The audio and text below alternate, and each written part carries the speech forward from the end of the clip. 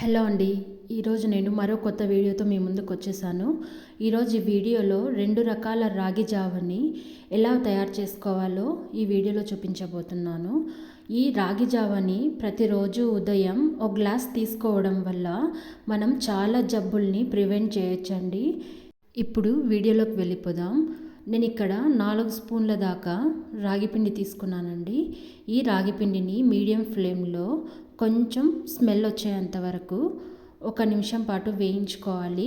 వేయించాక 1.5 cup దాకా నీళ్లు వేసి రాగిపిండిని ఉండలు లేకుండా బాగా మిక్స్ చేసుకోవాలండి. బాగా మిక్స్ చేశాక నేను పైన చూపించినట్టుగా ఇలా దగ్గర పడే వరకు మిక్స్ చేస్తూనే ఉండాలి. ఎందుకంటే కొంచెం మనం వదిలిపెట్టినా కూడా ఉండలు కట్టేస్తాయండి. చూసారు కదా, ఇలా దగ్గర పడేంత వరకు మనం రాగి పిండిని ఉడికించుకోవాలి.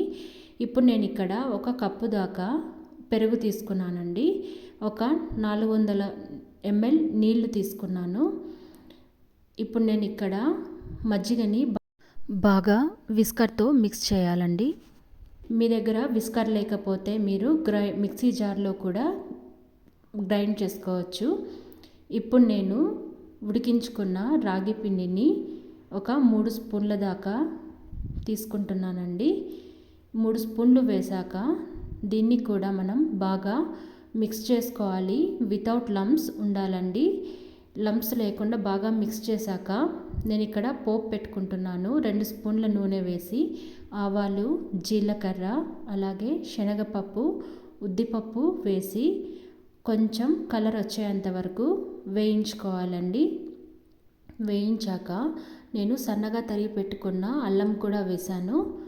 అల్లం కొంచెం వేగాక కట్ చేసి పెట్టుకున్న మిరపకాయలు కూడా వేసి బాగా వేగాలండి. బాగా వేగితే మనం తాగేటప్పుడు పంటి కింద పడినా కూడా చాలా మంచి టేస్ట్ ఉంటుంది. అలాగే కొంచెం కొత్తిమీర కూడా వేశాను, ఫ్లేవర్ కోసము ఫ్రై చేశాను. ఇప్పుడు మనం పెట్టుకున్న పోపుని రాగి పిండి, పెరుగు మిక్స్ చేసిన దాంట్లో వేసి అలాగే కట్ చేసి పెట్టుకున్న ఒక చిన్న ఉల్లిపాయను, అలాగే కొంచెం కొత్తిమీరను, కొంచెం ఉప్పు వేసి రుచికి సరిపడా ఉప్పు వేసుకోండి. వేసి ఒకసారి కలిపేసుకుందాం. అంతే అండి. ఈ రాగి జావ చాలా చాలా మంచిదండి హెల్త్కి. పిల్లలకి ప్రతిరోజు ఉదయం 1 గ్లాసు ఇలా రాగి జావ ఇచ్చారు అంటే చాలా జబ్బుల నుంచి బయటపడొచ్చండి. అందుకే పిల్లలకి ప్రతిరోజు ఉదయం బ్రేక్ఫాస్ట్కి ఇలా రాగి జావ చేసి ఇవ్వండి. చాలా హెల్తీగా ఉంటారండి. అస్సలు తొందరగా సిక్ అవ్వరు. ఇప్పుడు నేను మరో రాగి జావని చేయబోతున్నాను. అందుకోసం ఇక్కడ 1 కప్పు పాలు, 1 కప్పు నీళ్లు తీసుకుంటున్నానండి. అలాగే నేను ఒక 2 స్పూన్లు రాగి పిండిని వేసి నీళ్లు వేసి కొంచెం కలిపి పెట్టుకున్నాను.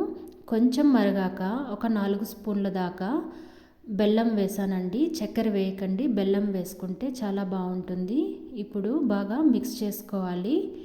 కొంచెం బెల్లం కరిగాక ఇప్పుడు మనం కలిపి పెట్టుకున్న రాగి పిండిని ఒకసారి ఫిల్టర్ చేసేసుకుందాం.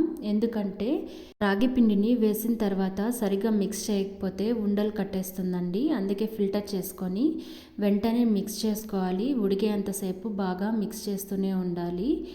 అప్పుడు రాగి పిండి బాగా మిక్స్ అయ్యి చాలా బాగుంటుందండి టేస్టు. ఇలా ఒక పొంగు వచ్చిన తర్వాత ఒక నిమిషం పాటు లో ఫ్లేమ్లో ఉడికించుకుంటే సరిపోతుంది.